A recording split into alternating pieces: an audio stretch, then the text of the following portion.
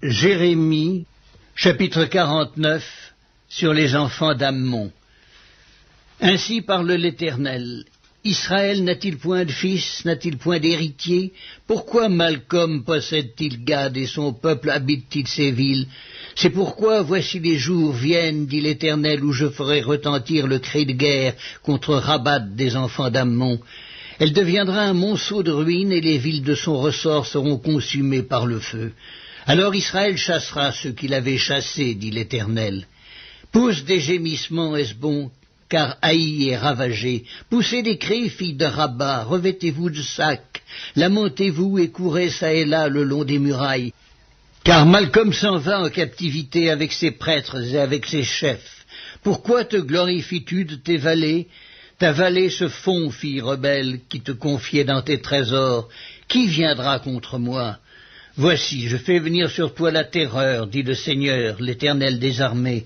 Elle viendra de tous tes alentours. Chacun de vous sera chassé devant soi, et nul ne ralliera les fuyards. Mais après cela, je ramènerai les captifs des enfants d'Ammon, dit l'Éternel. Sur Édom. Ainsi parle l'Éternel des armées. N'y a-t-il plus de sagesse dans Théman? La prudence a-t-elle disparu chez les hommes intelligents? Leur sagesse s'est-elle évanouie? Fuyez, tournez le dos, retirez-vous dans les cavernes, habitants de Dédan, car je fais venir le malheur sur Ésaü, le temps de son châtiment. Si des vendangeurs viennent chez toi, ne laissent-ils rien à grappiller? Si des voleurs viennent de nuit, ils ne dévastent que ce qu'ils peuvent? Mais moi je dépouillerai Ésaü, je découvrirai ses retraites. Il ne pourra se cacher. Ses enfants, ses frères, ses voisins périront, et il ne sera plus. Laisse tes orphelins, je les ferai vivre, et que tes veuves se confient en moi. Car ainsi parle l'Éternel, voici, ceux qui ne devaient pas boire la coupe la boiront. Et toi, tu resterais impuni? Tu ne resteras pas impuni, tu la boiras. Car je le jure par moi-même, dit l'Éternel, Botsra sera un objet de désolation, d'opprobre, de dévastation et de malédiction, et toutes ces villes deviendront des ruines éternelles.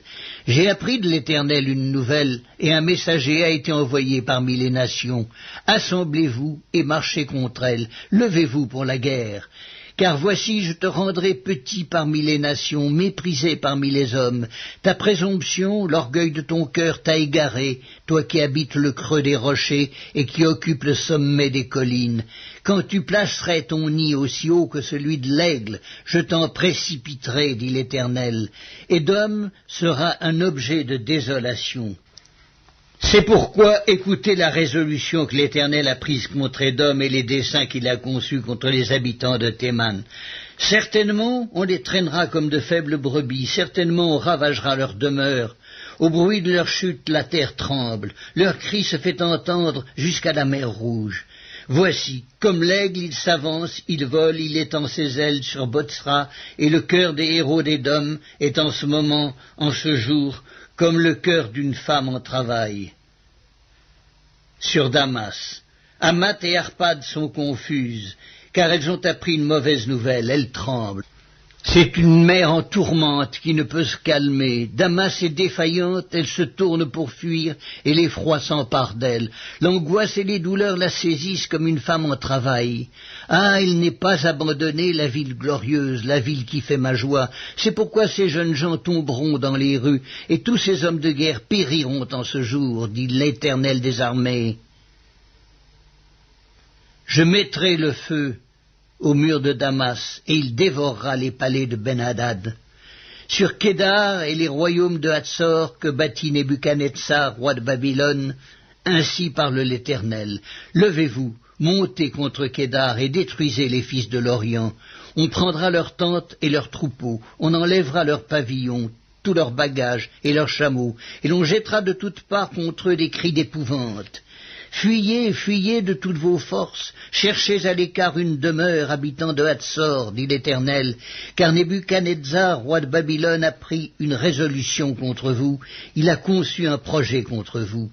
Levez-vous, montez contre une nation tranquille, en sécurité dans sa demeure, dit l'Éternel. Elle n'a ni porte ni barre, elle habite solitaire. Leurs chameaux seront au pillage, et la multitude de leurs troupeaux sera une proie. Je les disperserai à tous les vents, ceux qui se rasent les coins de la barbe, et je ferai venir leur ruine de tous les côtés, dit l'Éternel. Hatzor sera le repère des chacals, un désert pour toujours. Personne n'y habitera, aucun homme n'y séjournera. La parole de l'Éternel qui fut adressée à Jérémie le prophète sur Élam au commencement du règne de Sédécias, roi de Juda, en ces mots. Ainsi parle l'Éternel des armées. Voici, je vais briser l'arc d'Élam, sa principale force. Je ferai venir sur Élam 4 vents des 4 extrémités du ciel. Je les disperserai par tous ces vents, et il n'y aura pas une nation où n'arrivent des fugitifs d'Élam. Je ferai trembler les habitants d'Élam devant leurs ennemis et devant ceux qui en veulent à leur vie. J'amènerai sur eux des malheurs.